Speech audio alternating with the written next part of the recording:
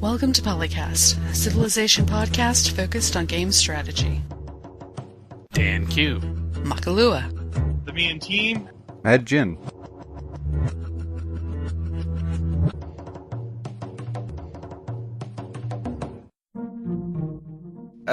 Introduction. Derp. Dan's probably listening to this going, what about the introduction? Who's doing the introduction?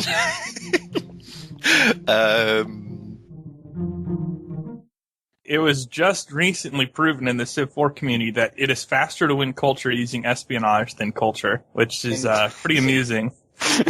Somebody absolutely shattered the Hall of Fame culture record on Deity, I believe, using that. What the hell? So what, they basically spy on a person who's going for culture? What you do is you build up a ton of espionage. You get like 3 great artists. You bomb 3 of your cities with those great artists and then gift them to the AI. The spread culture mission gives you a 5% bonus % of the total culture in that city. Because you bombed it, you already have a fairly high amount of culture in that city. So each 5% is going to be pretty hefty. But there's a couple other benefits here. You get the huge multiplier for having a ton of your culture in this city. So that's a big espionage discount. Because you're gifting it, it's pretty close to your capital. So that's going to be a discount relative to something further away. And then on top of that, if you found a religion and put it in that city, well, you get that discount as well. So with about like 30,000 to 50,000 total espionage, on a normal game, you couldn't win a culture victory that way just by spamming the spy missions and spreading culture.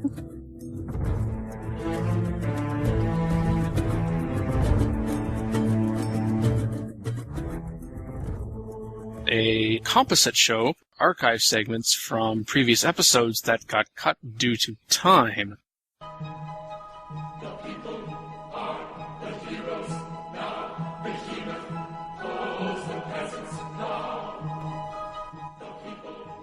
Recorded for episode 166 with Dan Q, Makalua, the Me and Team, Mad Jin, and Blauerfackel. Say my name! Say my name, say my name. No one is around you, say... Okay. This other one is by Gaelic Warrior. And enjoyable posts, guys, my thoughts, worker replacements. This is an awful idea. One of the major things that sets Civs aside from other strategy games are the choices you have to make with workers and improving tiles. This is the key deep strategy of the game. Okay, before I continue, I'd like to point out that the suggestion would not change the decision framework, but it would change the micro, which he does get to. And he does point out that the microing of cities is important. And I think that's what you would really lose if you did away with workers and just like picked which tiles get improved next or which hexes get improved next and like did a workerless system essentially. Is you would lose that micro gain or loss that shows up from the proper movement and management of your worker turns. And, you know, worker turns are pretty dynamic too, because you have to know the rate at which you need the improvements, where you prioritize those improvements, and then try to make a decision planning ahead on how many workers you build, where you put, like how you're going to get them ready, how you're going to get them in the position. That's one of the strongest areas of micro in Civ games. So it would be pretty jarring to remove them. You could do it, but it would definitely be a very different experience. And then stacks and limited stacks. The problem here is that you just bring back stacks and you make as many stacks as possible to go backwards in terms of strategy. I guess he was talking about putting some sort of stack limits. Is that what we were talking about before? I'm not like he kind of has the answer here without the question. Oh, no, it's the reference to should we do the limited stacks in Civ 4, I do believe was the question. Oh. He seems to say that the removal stacks was a major improvement. So, well, to Civ 5, I guess. Yeah, it seems like he's talking about Civ 5 to me, but we were talking about like stack limits in Civ 4, if I'm not mistaken. Yeah, so I'm a little lost as to what we're going for here. I think we did venture into the Civ 5 stuff and stuff like that. Okay, I thought we pretty well agreed that stack limitations and throwing in stacks in Civ 5 within the framework of Civ 5 design wasn't good, though. Like, I don't think anyone thought, oh, you know, you can have 10 knights on a hex now is a good idea. Right. Unless I just misremembered, but... Maybe. I think we've brought it up a few times, because there was also the using command point style system for stacks, and there was a few topics recently about finding ways to manage stacks. Yeah, it was episode 164. We were talking about limiting the unit stack in the context of Civ 4, but then started talking about it in Civ 5. And Gaelic Warrior initially responded to episode 161, and then I think afterwards realized, oops, I'm not actually responding to that episode, because what had happened is Apocalypse 105 had responded to that thread. So I think he responded, it's like, oh, this is the latest thread for PolyCast episodes, and then realized, oh, that was a few episodes back. So that's probably part of your confusion there. Oh, okay. All right.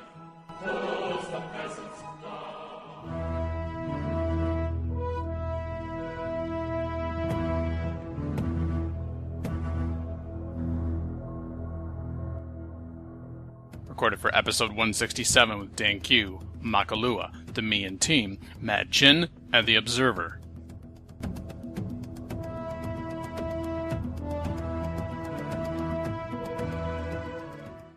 Attrition on Civ 5, and the simple attrition mechanics that infantry number 14 user suggests. The mechanics is simple. Anytime a unit ends its turn in enemy territory, the unit suffers a small % damage. The unit loses 1% health on grassland tiles, 2 on plain and tundra, 3 on desert and ice. Why? Because it'll add a small degree of realism in new strategies and combats. I kind of like this for the realistic touch.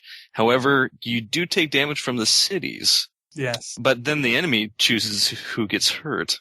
If you were able to get rid of the attrition with, say, hospitals or other such food-type buildings, or like certain techs or upgrades, then maybe it would help in the early game to slow some stuff down. Although the percentages might have to be questionable. But at least we're on 100 health units now, so the idea is a little safer. Yeah. losing 1 or 2 hit points per 10%. turn. Maybe 1 hit point every turn until you just die. Yeah, that would be bad. You know, a hit point here, hit point there. Then you might make March and Medic promotions a little bit more powerful. But then we also have the pillage for healing now. So it's kind of like we might have to take away pillage for healing. No, pillage for healing could offset this attrition, which is somewhat of a realistic touch. Well, no, Medic and March and stuff like that. Medic 1, Medic 2, and March more than offset this attrition. Yeah. And they're already in the game. But very few people take them that often. I mean, they're useful, but they're not like, oh my god, I really need those on a unit, unless you're running Cav. Yeah, it does make the medic kind of more preferable. Yeah, it would mean that you would definitely want some sort of medic unit in your army to help keep units from just attritioning out. In enemy territory, so not in neutral territory, obviously. That kind of is okay, but then again, we don't have seasons, so we can't really take too much on that. And then the problem with that is like more on desert and ice, but what's the difference between desert and ice in somebody's territory when there's no one around versus desert and ice in somewhere else? I think supplies. If you're in enemy territory, it's not that easy to supply as opposed to elsewhere. Well, yes, it would. It depends. Well, we don't have supply routes in the game, and that's kind of... Well, it's a strategy level game for the most part. So you can still make a representation of the difficulty of the logistics of supply in enemy territory by implementing a mechanic along these lines and explain it away as such. Oh, yeah, no, I'm not against it, per se. Some minor things might have to be adjusted, but on the whole, the idea isn't like, oh my god, what are you talking about sort of idea. It's actually implementable, probably. Yeah. And it might be useful. It also means that, you know, if somebody has like a few hundred units and they drop them all on your territory trying to suffocate you, then you might have a slightly better chance at surviving. Yes. I'm with Sonoreel here, who actually has already reflected what's already been said. I always thought the City of Bombardment did a somewhat decent job reflecting attrition, which is why pillaging improvements to heal was a decent idea. I'm not certain about the way pillaging improvements, like every unit, that's pillage and improvement and heal, or at least the extent to which you can heal is necessarily a good idea, but the approach to that, the mechanic that in and of itself, I'm fine with. I don't know if killing a unit or taking half of its health away is really reflective of quote-unquote attrition. That's more quote-unquote, hey, I've got this giant rock, would you like your head here or not? It's kind of like being attacked by a unit, and yes, that I guess technically that's attrition. You're fighting a war, so okay, but I don't think that's what infantry number 14 is going for here. Yeah. Another way to deal with it, which Monthor has brought up in the chat, why not remove the ability to heal in enemy lands without a medic nearby? Ah, there you go. which could work on the attrition mechanic and the supply line thing. Basically, you get 0 for healing unless you have a medic, which the medic promotions can give you actually quite a bit of healing per turn. March, I would say March or medic, because March is the auto heal, at which point you would get your standard 10. And that could be considered. And that actually would probably be more effective of a change than this particular one, war-wise, because then you can't fortify your pikemen in a rough terrain and have a city constantly shoot it down for 5 turns while you heal on their land without another unit nearby, and then let your, catapult or bows shoot the city.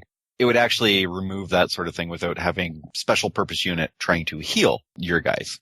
And it would negate the need to introduce another mechanic. Exactly. That's true.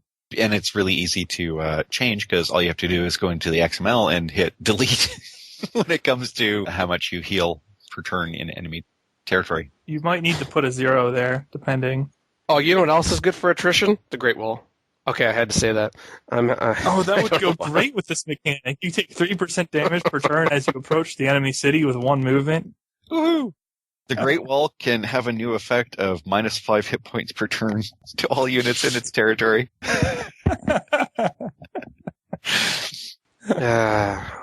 Yes, I'm the one that brought up the Great Wall. I blame myself for everything and nothing at the same time.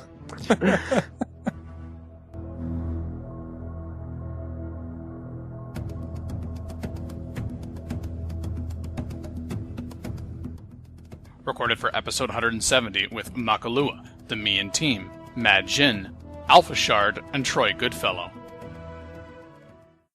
Yeah, reconfiguring worker behavior.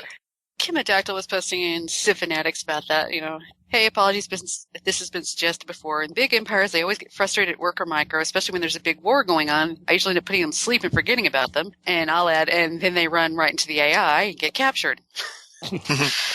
They propose instead of, or as an alternative to the current system, the player could mark tiles with the desired improvement, like trading post, mine farm, whatever. You could designate like 20 trading posts, and the AI could automatically go around and do that. You should compare that to Dwarf Fortress. Yeah, and while they're at it, could there be a yes, I know there's an enemy 5 hexes away, shut up and keep working button? All I hear is a bunch of typing. I'm sorry, I posted on that thread.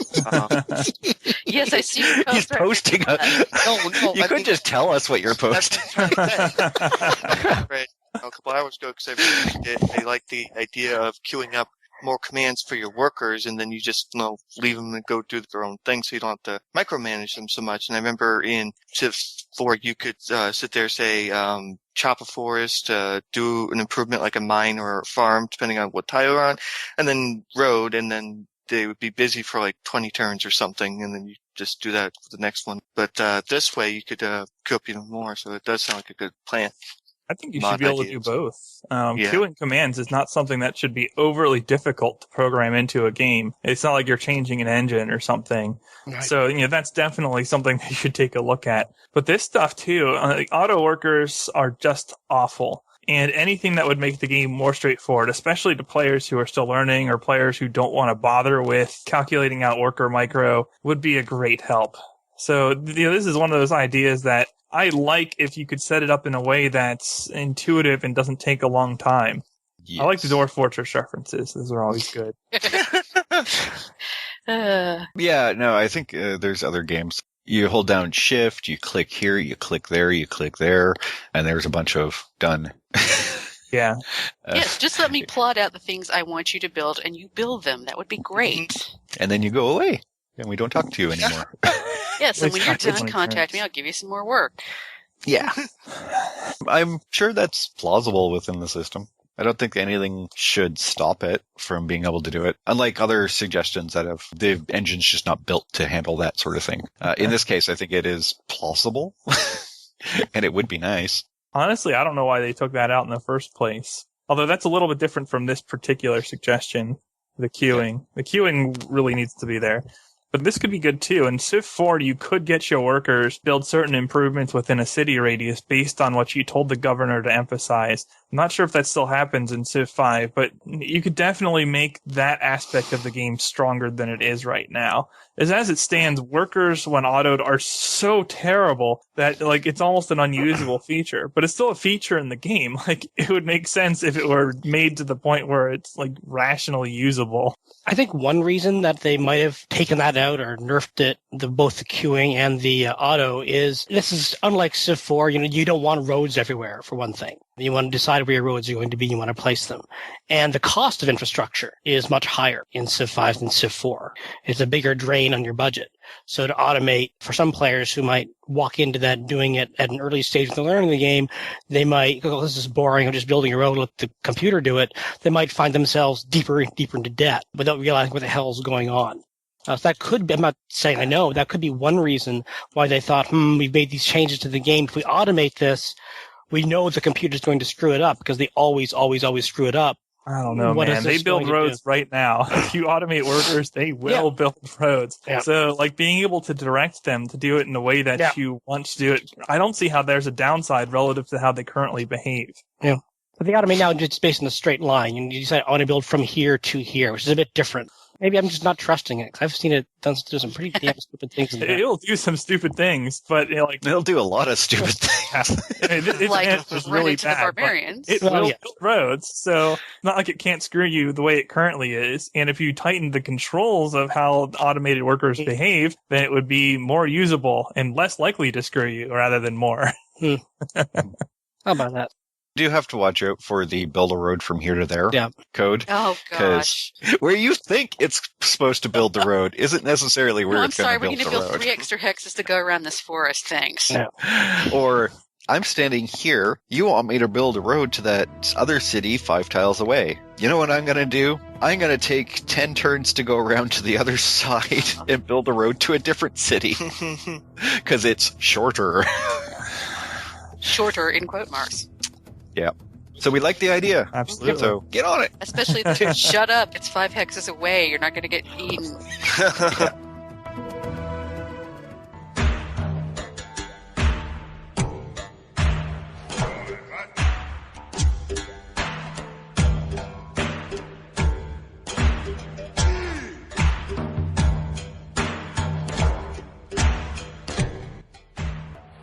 Recorded for episode 163 with Dan Q, Makalua, the Mean Team, Mad Jin, and Smallfish.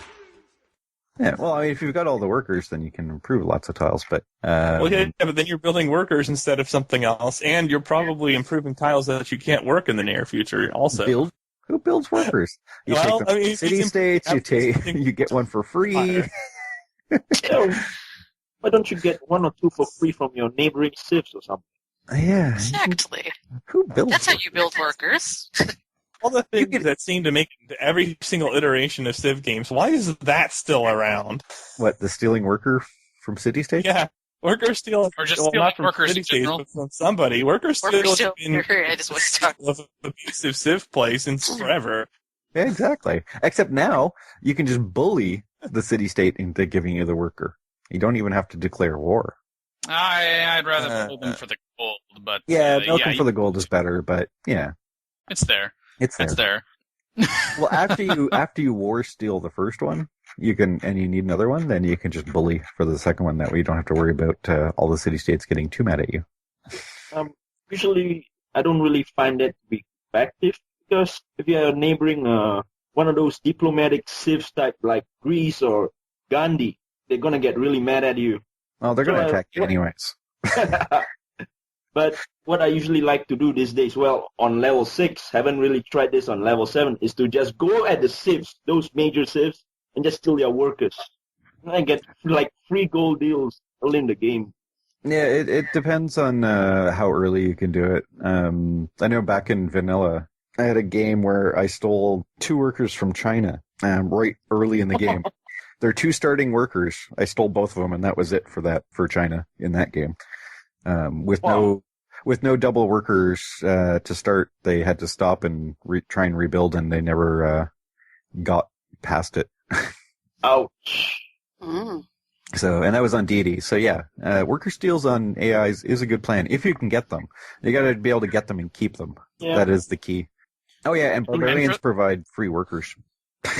That's From the chat. Yes, they steal them for you, and then you steal them back. So I don't need diplomatic bonuses for the AI I'm about to attack anyway. Now, if you take that worker and you realize that, hey, this worker used to belong to this city-state, do you want to return it depending upon the city-state and what you want to do? You might want to return that for an early friend, if not allied. But if it's the AI, take it. Yoink.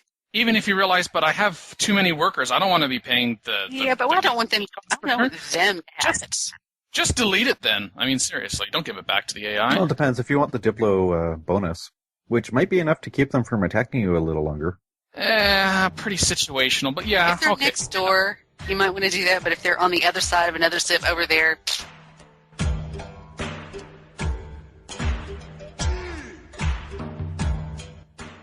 Recorded for episode 167 with Dan Q, Makalua, the Mian team, Mad Chin, and the Observer.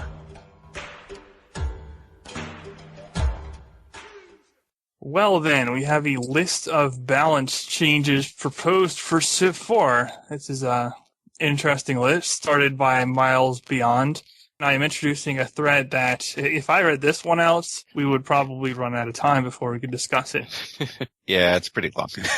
Yeah. But it is one of these nice ones. And there's a lot of proposed changes here. Some of them are pretty solid and improve wonders that are completely worthless otherwise. We're not completely, but very close, like Chichen Itza. And others just don't make sense.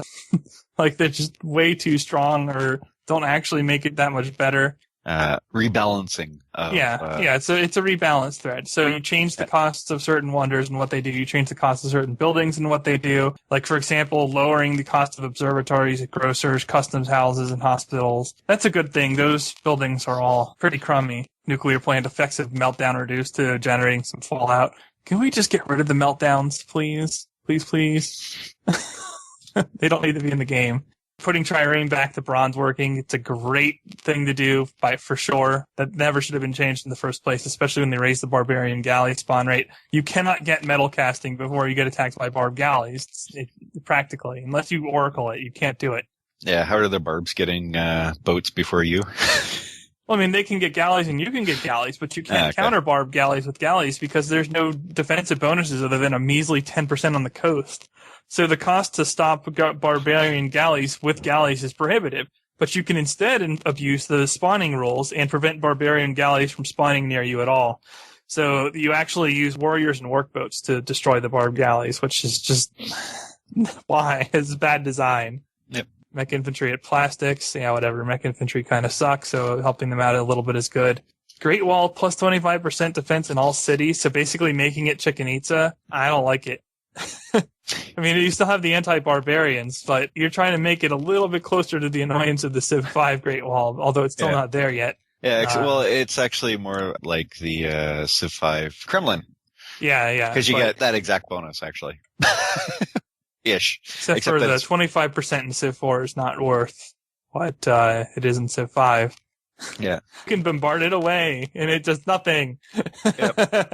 Shuriken Paya is good. I like this change. That wonder is nice, but it comes at a prohibitive spot. Having it earlier would allow you to do a little bit more with it. Temple of Artemis, one free specialist. Yeah, it's a slight buff to it. Whatever. Mm-hmm. Chichen Itza is still kind of bad, honestly. It's nice that you get more great generals, but it's still kind of bad. Angkor Wat becomes almost broken. It's way too good. 2 hammers from priests and 2 priest slots in all cities. So now you... Oh, well, he did cut it from 3 priest slots in Wonder Cities. Now it's plus 2 priests. Now you globally put 2 priests anywhere. You get great person points from them, and you get more hammers from them. 4 hammers per city. Yeah, well, basically. You have to run the priest. But if you're going that type of economy and you have representation and some other things, your specialists start getting a little bit too obscene. I don't know what to say about Hagia Sophia. Well, it's engineers, not great engineers, right? Well, yeah, but basically you can run 4 engineers there, and it's the only way in the game you can do that early. I guess it's alright. It wouldn't be imbalanced or anything. Just make it really easy to get the engineer for corporations. It's fine. Versailles needs that. The 500 hammer reduction is a very good choice on Versailles. Versailles is too pricey for what it does. Same thing with Pentagon, whatever. You get there, you build it, you get more experience. Although double production with stone. Yeah, but whatever.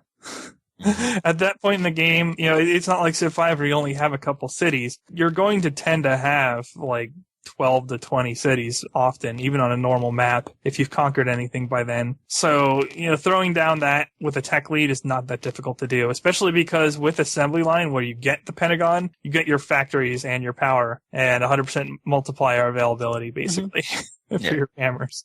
It's pretty easy. And then your raw hammers is pretty high. Like a good hammer city can have 60 hammers base, and then you have 100% multiplier on that. It's really not that difficult to bang those things out. Crystal Redentor at Steam Power is very interesting. That's what lets you switch civics basically unlimited. Yeah, I always gotta start wondering when, if you move wonders too early, then they're not really historically accurate. No, it's not historically accurate whatsoever, but it will even in the technology required, like the technology of Brazil was still further along than Steam Power when they built it. Though, granted, you don't need any of those technologies to build it since it's just a giant statue. That's true. So, build it anytime you want. Although putting it too early in the game would make it rather ridiculous. Like, why be spiritual? Yeah. Yeah, I prefer the historical relevance. Space Elevator is probably the most needed buff in the game. Firaxis completely derped when they switched its tech requirements in Beyond the Sword, to the point where I made a challenge thread on Civ General Discussions that has gone unanswered to this day. Show me an in-game situation where teching robotics in building Space Elevator does anything but slow your space race victory down. To this day, nobody has accomplished this feat on that thread, and it's been around for years, and people have tried. So removing the robotics requirement, cheapening it, and making it earlier is a very, very good thing for the Wonder. Especially because in Beyond the Sword, you can interrupt space race victories anyway by capturing a capital after they launch. So it's not like the game is over if someone gets Space Elevator. If you're out teching them and have good production, or you can just kill them or whatever, nuke them to oblivion, it's not like the race is over. Yeah. But it actually gives a point to building it, which is so nice. There is none right now. Three Gorges Dam, I would almost like to see that earlier, because it's by the time you can build it, you'll want to have factoring power everywhere. Well, it's the big one, though. Yeah, it gives power to everything on the continent, but by the time you can build it, you have power everywhere on the continent you care about, because you needed that as soon as possible. It's the whole point of teching for power and production. You either be in the game sooner than that, or you take advantage of assembly line, which is one of the stronger techs in the game. It does kind of make this Wonder irrelevant in most games because it comes so late. Refrigeration is usefully closer, but even there, I don't know. Maybe it'd be okay there. I think we're missing a lot of things here too. I would like to see a unit rebalancing, especially Renaissance should not just blow out to that extent. It's a little bit less realistic, but it's so tiresome to see everyone just get rifles or cavalry in every game and instantly win it, even on Deity. That's kind of grating, honestly. Elephants are way too strong, and he doesn't address them at all. So I'd like to see some unit balance stuff going on here. And some trait balance, because they nerfed Protective with patching out that overflow bug. And as a result, Protective and Aggressive are really bad, and Imperialistic isn't far behind. No, I mean, keep in mind, he's mostly focused on the building, so I wouldn't hit him for not, trying to change everything. Fair enough. All in one shot. And some of the other buildings could use some help. Like the market should probably be made cheaper. University should probably be made cheaper. This is interesting. A lot of people think Oxford's a really good Wonder, but prohibitive cost of the universities actually makes it so that you can slow yourself down from winning a lot by building Oxford. Unless you're going for space, you usually don't want to sink the universities in to build Oxford. It's interesting. But that's fine, though. I'm actually okay with that sort of design respect, because that means that... No, it's too extreme in this case. It could be too extreme, but... only relevant to one of them. It will... No, that's... the game building. Education you can get in the BCs if you're doing really well, but even if you're not, you get that well before 1000 AD. There's a lot of game in front of you, and this thing is completely useless in like 90% of games. If you're going to reduce the cost of an observatory, you might as well reduce the cost of a university also. I'm just saying. Yeah. No, I'm talking about the Wonders being more specific to certain goals, and that you don't just have anybody, regardless of the goal, just build Wonders because, hey, it's a Wonder. Well, unfortunately, a lot of national Wonders are like that because you get failure gold for them. Yeah. You say invest in them in one city and then build them in another city. And if you're industrious and you have a resource that boosts the production speed, you get a lot more gold than you put in hammers from doing that. even at points in the game where you otherwise cannot build wealth. For National Wonders, Miles Beyond talks about, Red Cross, that all units built here gain March promotion, was Medic 1, because everyone's got plenty of medics by the time Medicine rolls around, so it was useless. March might make it more helpful. More helpful, but still pretty useless. Yeah, I don't have particularly strong feelings towards that. The one that I have a bit of a strong feeling towards, under city improvements, Castle. No longer requires walls, obsolete with steam power, was economics. I don't have so much of an issue with the changing of the technology that becomes obsolete with, but no longer require walls. I mean, in his description, he says mostly just lowering costs to make certain buildings more appealing. Well, of course it's going to be more appealing. So instead of 50 hammers for a wall at 100 hammers for castle, you're going to get +1 trade, plus 25% espionage, +1 trade route, plus 50% defense, minus 25% damage from bombard. It just seems to me, no, if you want that benefit of castle, you should not just be able to bypass the building of the walls first. Yeah, I disagree. The walls plus the castle is what makes castles really obnoxious as a defensive building. If you only have the minus 25% bombard rate, it's actually inferior for defense to the walls, which are stronger. And it costs more hammers, so it makes sense. But this is the point, though, that I think Dan's getting at. All the castle's other abilities are being gained without needing to build that wall first. That's fine. The benefits provided by the castle right now are crummy enough that you really don't care about building castles, especially because of the obsolete soon. But that's not the only reason. Those benefits aren't that amazing for what you're putting in to get them. You're talking about 150 hammers for something that's giving you a trade route in terms of economy? Like, really? Yeah. And an espionage bonus that, unless you're running the EP slider, does nothing, just about. That's really weak. That's expensive. I mean, you can get a 25% research multiplier from an observatory for that. And observatories are crappy research multipliers. But if you need the wall to make the castle useful, then why remove the requirement? Because then the benefit that you're receiving from the castle, other than in defense, is viable, perhaps. I still think it's a little weak, but it's basically a buff to a weak building.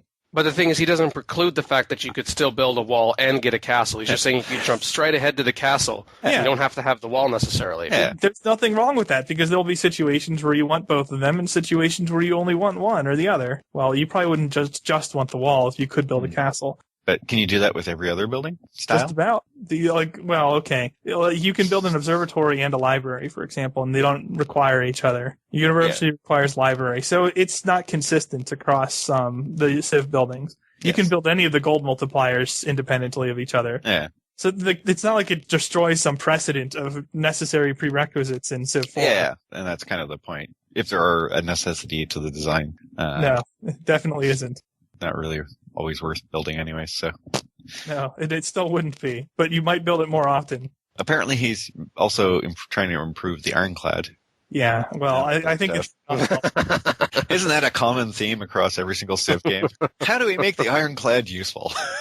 It's hilarious, because even with his bonuses to it, it's still awful. Well, I think it's basically tries to make sure that friendly coasts means that ironclads can move a lot faster. I guess it's a pure defensive unit then, which is better than it is now, because now it's so slow that enemy ships can just run around it. It's actually kind of true anyways. Even though ironclads could blow up frigates pretty easily, frigates would just, oh look, there's an ironclad there. How about we sail out to sea and go around? Yeah. The problem is it's such a crummy unit in Civ as a result. Why include it? It was such a crummy unit in life. But why put it in then? Like, it was very, very, very, very short-lived on a historical scale and pretty useless. Why put that in? I'm sure they could have thought of some other unit that would have been more useful to have in the game and had more historical relevance than the ironclad. Hey. This game is about gameplay, not realism, people.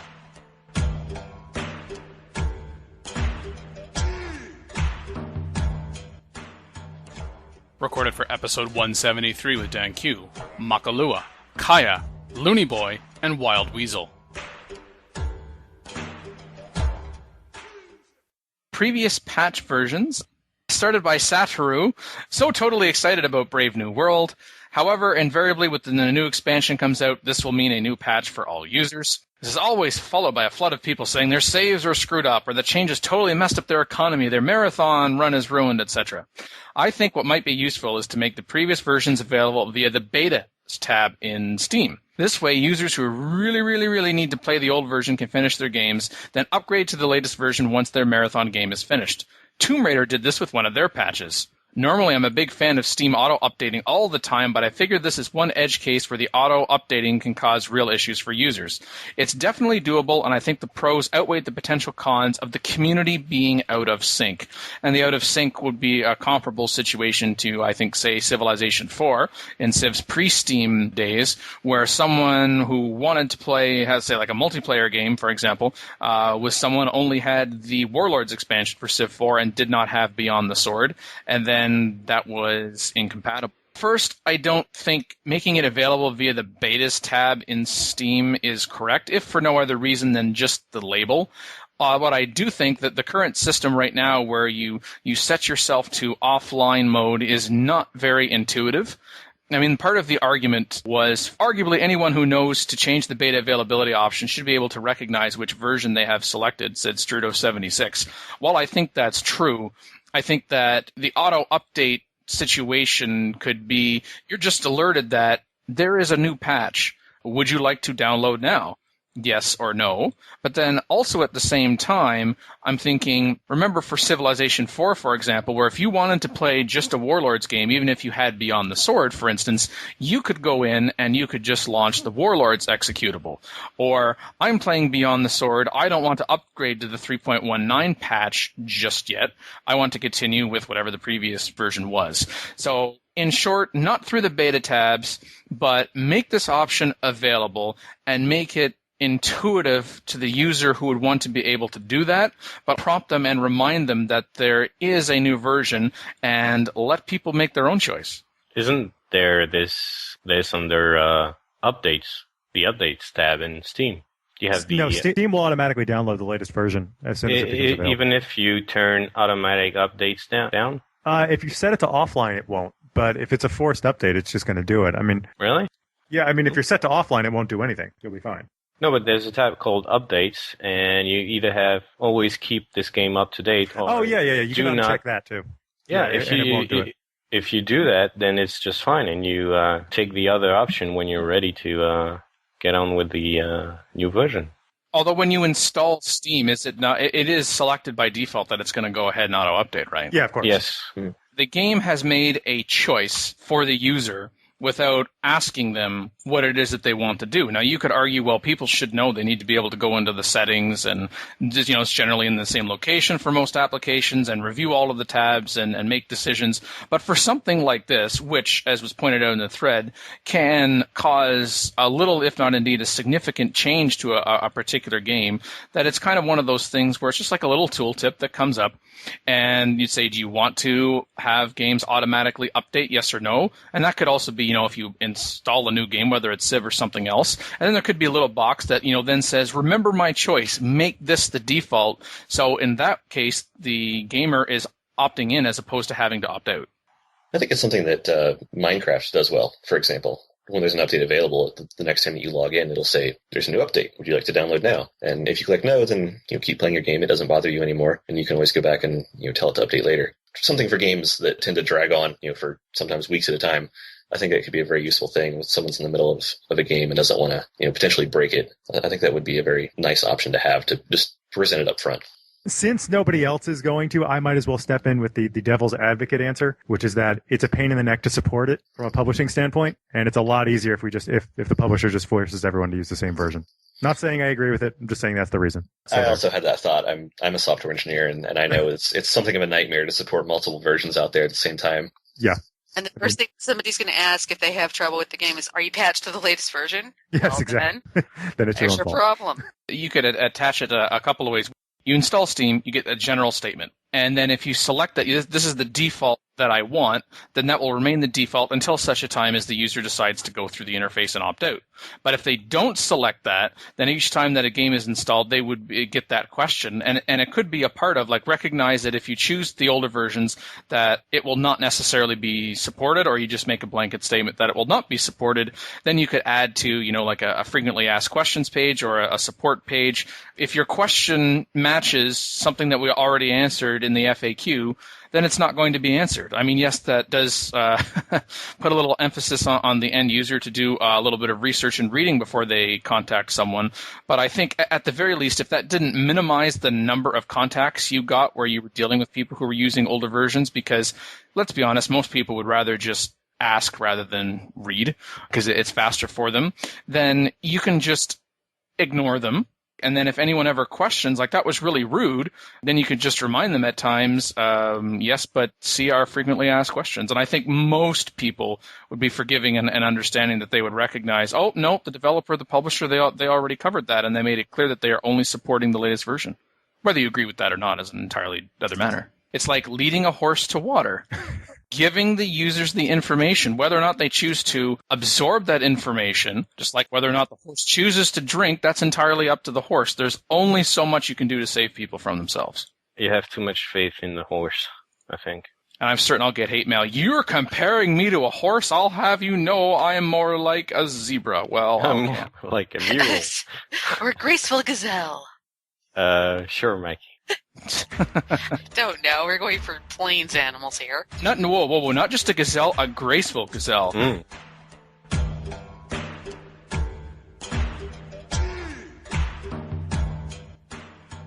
Recorded for episode 175 with Dan Q, Makalua, the Mian Team, Mad Jin, and Mega Bears Fan.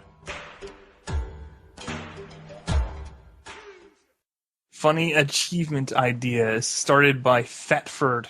Just some interesting achievements that will be a fun thought here. Getting to the deck chairs first, as Germany be the first civ to construct a hotel. Dr. Jones wake up now, as America send an archaeologist into enemy territory, excavate a site, and leave enemy territory without being killed. The Da Vinci mode, exhibit a Renaissance great painting in the Louvre. Ugh, whatever. Louvre.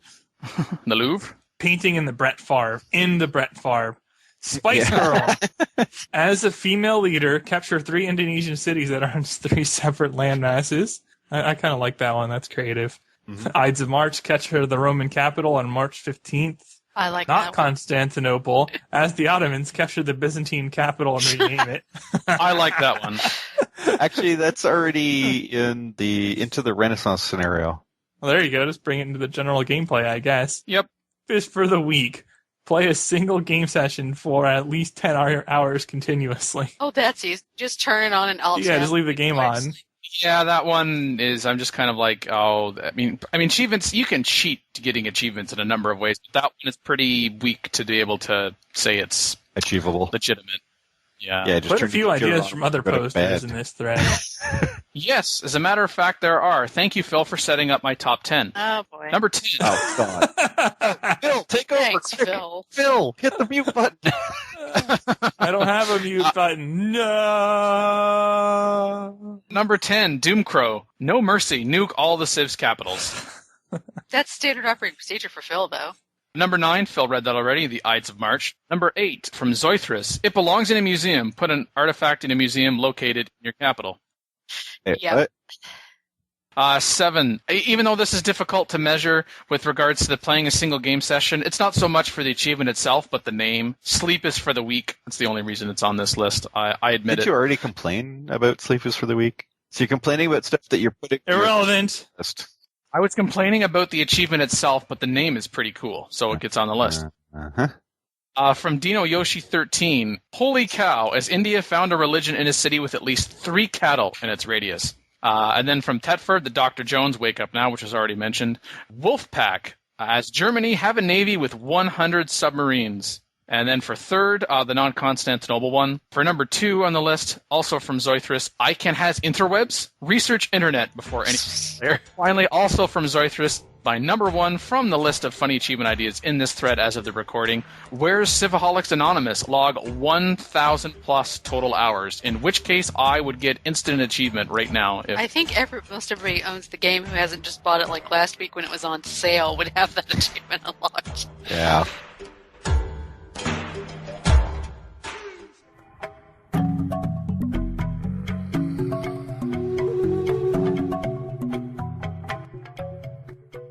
Sony even made fun of the Xbox One and what Microsoft was doing during their own press conference.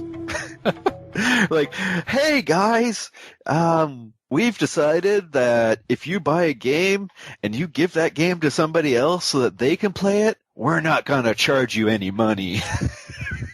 We're not going to watch your room with our little evil spy eye and charge you more for the movie you're watching if there's more than 4 people. In the room. Yeah. Well, and they released a little video. It's got like the CEO of Sony and like the head of marketing or someone like that. And it's like a little how to share a PlayStation 4 game. And it's step 1. And it's literally just the CEO hands the other guy the disc and says, here you go. And the other guy's like, thanks. And then the video's over. It's like all of 20 seconds long.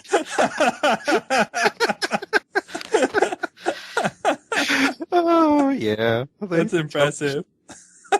But yeah, the Xbox One, Xbox Live is not available in all countries. Oh. Oh, man. So all the countries that currently have Xbox Live, it'll just basically turn off. Wait, even for the 360 and the original? Well, we'll see about that, but I have no doubt that Microsoft will just randomly do that anyways, because they're Microsoft. But probably it'll work for the consoles, probably, but not for Xbox One. So yes, what are they thinking? You too can buy an Xbox One and not be able to use it because you need Xbox Live Gold to do a lot of stuff on the Xbox One. I was mostly maining Xbox up until now, but if this shit stays the way you're saying, I'm going to Sony. Yeah, it's due out this fall. There's not time to change much. I mean, they can change things on the Xbox Live side. What they could do is make it so that you can share without needing a code. That would not be a difficult thing to implement between now and fall. And if they're going to get competitively shat on, one would hope that they would alter their policy. Yeah, right. Yes, but Microsoft. Microsoft came out saying... Their entire marketing strategy seems to be that they're selling the Xbox One as a fancy DVR that also plays games. How Sony advertised the PS3 as being a Blu-ray player that plays games. Yeah, it seems that this generation they switched. Microsoft decided, I don't feel like selling this, so this is how I'm going to market it. Didn't PlayStation even come with a lower price, too? Yep. Yes. Just like the other time, yep. They reversed it. I joked on Facebook that nothing makes the Wii U look like a legitimate console more than a Microsoft press conference. Sad but true. Microsoft's just done so many horrible things. They basically said, hey, we're getting a dominant position with this Xbox 360 thing, especially on the Xbox Live side of it versus Sony. You know what we're going to do? We're going to try and push that monopoly so that everybody has to use our stuff. And Sony turned around and went, hey, you know what? There's people who play games on our console. Maybe we should make sure that they still can play games on our console. There's going to be more people playing games on their console. Well, that's the thing. Sony didn't screw it up. That's actually one of the weirdest things about this is that Sony, no matter what, usually screws something up PR-wise when it comes to a console launch or something else, and they haven't done it yet. Or they did, and we just didn't notice because we were so focused on laughing at Microsoft. No, they still haven't screwed everything up. Everything they were going on with PR-wise, Microsoft is making such a big problem. Sony's just shutting up. They're like, we don't actually have to go out there and try and sell our thing aggressively. Because Microsoft is doing it for them. Yeah. Like, we can just let them screw up and just say, hey, look, we've got a console for gamers. Well, what it's really going to come down to, though, is which console has the games. Yeah, that's always going to be the case. But with Halo franchise getting shafted, i.e. the developer is no longer making Halo, that developer, i.e. Bungie, making Destiny for the PS4. Yeah, they're making Destiny for Activision on Sony on PS4. So it's like Sony just went, well, we couldn't beat them, so let's buy them. Yay! Yeah, the PS4 seems to have better games coming out at launch. Yeah, I'm just not terribly excited about either console, though, because their specs just don't impress me, because you can already get a medium to high-end laptop that matches or surpasses those specs. So I'm just not sure that the effective lifespan of these consoles is going to be worth the investment. 2-3 years, they're going to be obsolete. The PS4 is going to have a teraflop graphics card, and you can't get that in a laptop at the moment. So the graphics are going to be awesome. But no, as is pointed out on Facebook by somebody, the true winner of the console wars when it comes to this next generation is AMD. All 3 consoles are running AMD CPUs, and all 3 consoles are running AMD graphics. Yeah. So they got the CPUs and the graphics. Yeah, the thing though about the PS4 having a better graphics card though is that doesn't help them if all of the games are going to be cross-platform compatible, because then they still have to be developed for the lowest common denominator, which will be the Xbox One. No, they don't. PS4, Actually, that's not even remotely true. They're two different sets. You don't build it once and put it on both. You have to make a choice, and you have to change the code to fit. But it's still, a lot of it is art assets and stuff. So if they're designing the art assets for, lower they'll change it. There's, even in the current generation, you can see ads for the 360 version of the game has shittier graphics than the PS3 version of the game. And you can see that in their own advertisements. Like, take the Mass Effect games, play them on the Xbox, they look like crap. Play them on the PC, they're beautiful. Yeah, there's that too. PC always has the better stuff. I enjoyed the report about how the company behind the Ouya set up across the street from E3. Yeah. And then the people from E3 parked this massive trailer in front of their display in the parking lot to block them. Yep. And I was just like, what the heck is this big trailer hiding behind here? If I'd been Ouya, I would have put like a sign in front of the... But anyway, I thought that was kind of Actually, yeah, there was a few people set up outside and across the street, yeah. It was actually kind of interesting. That's kind of funny. Although the funniest thing was Elder Scrolls Online with Bethesda. Since you couldn't get into their booth at all, they set up a food truck. Please come visit our food truck. Did they serve Dovakin dogs? It was free food. Free food. Sorry for not getting into our booth, but, if you want to come visit us, we'll give you free food.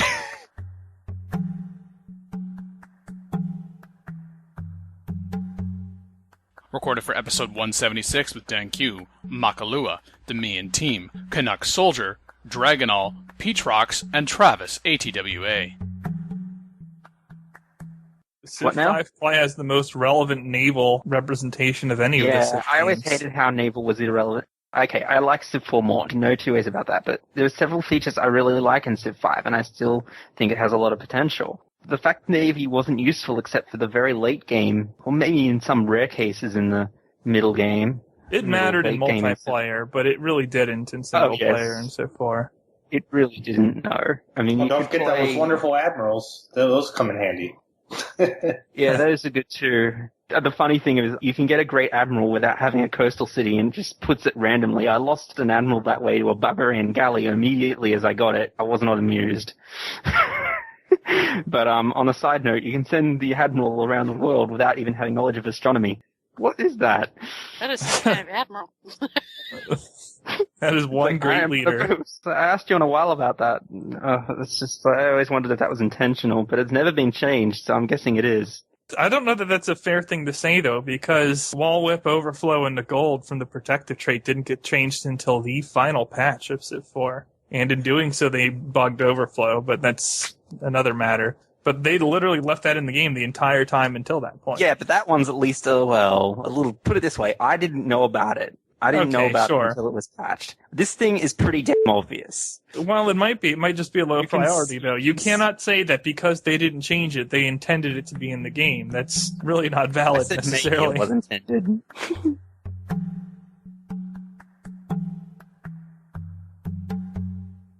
I would have been happy with Civ 4 with the Civ 5 graphics engine.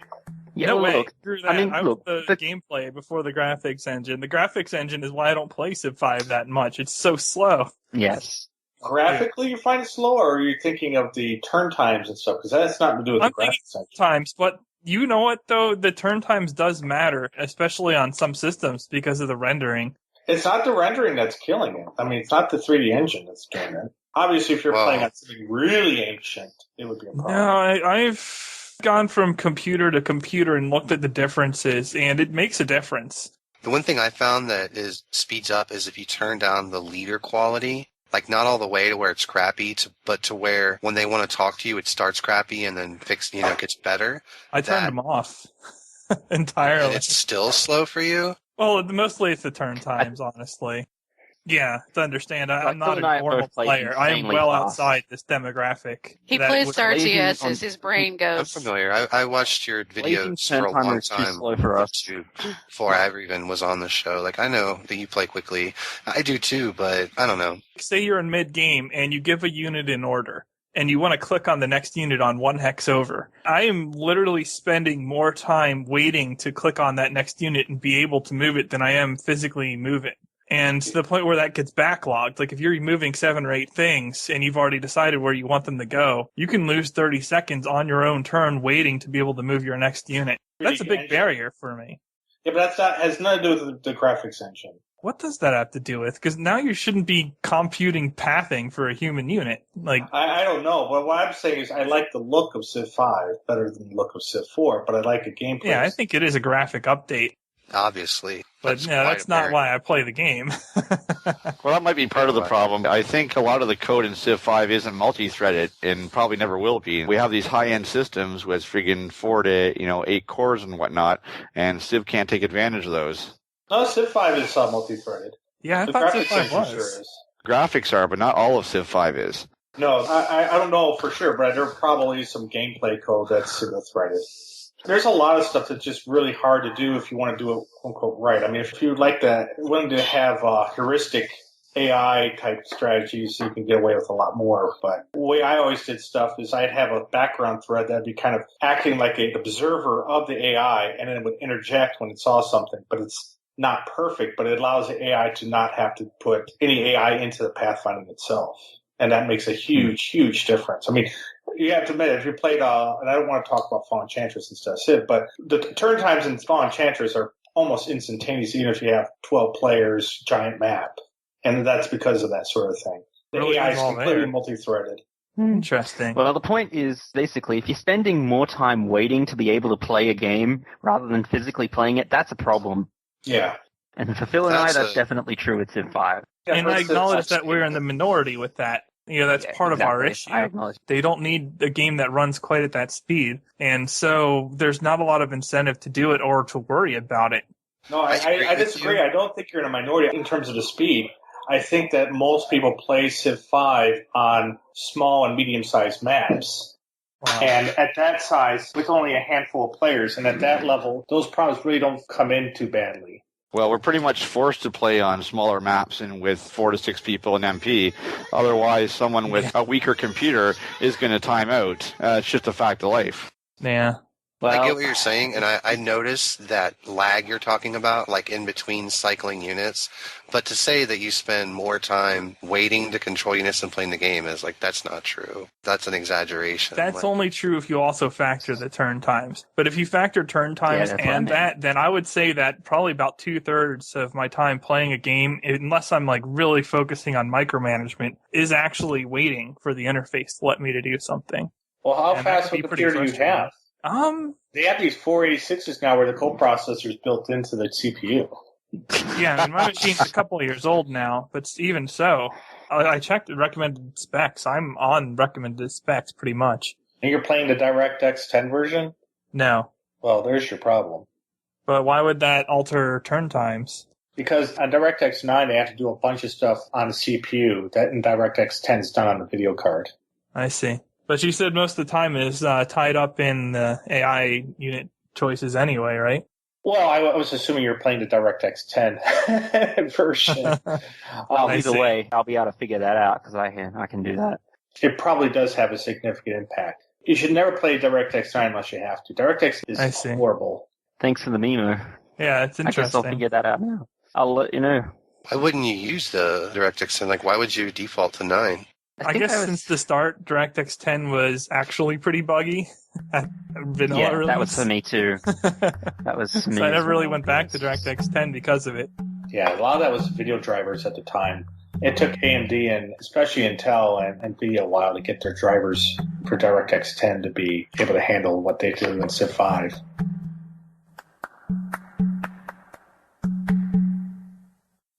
Call in today. In North America, the number is 301-637-7659. That's 301-637-POLY.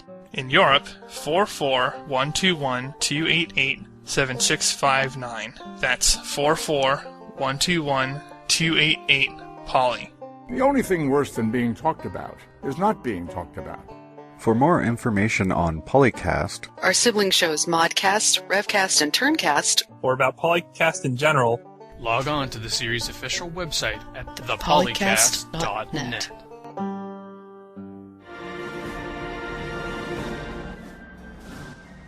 It's been a few months since I last played. certain there'll be people like, what? You haven't played the game for a few months? Because you realized Brave New World was coming out and you don't want to play an incomplete game anymore. Exactly. The way I am. When I hear about new game and the new stuff that's coming out with it, it's harder for me to go back to the old one. The same thing happened with Civ 4 when I heard about like the stuff in the new one in Civ 5, like the city states. It was like hard for me to go back to Civ 4 and play Civ 4. Well, it's even more than that, though, right? Because even though Brave New World isn't out yet, you're not interested in playing Gods and Kings because you know what's going to be in Brave New World. Exactly. I want the trade routes. I want to be able to have my caravans going across. I just feel like it's going to be empty if I play it now.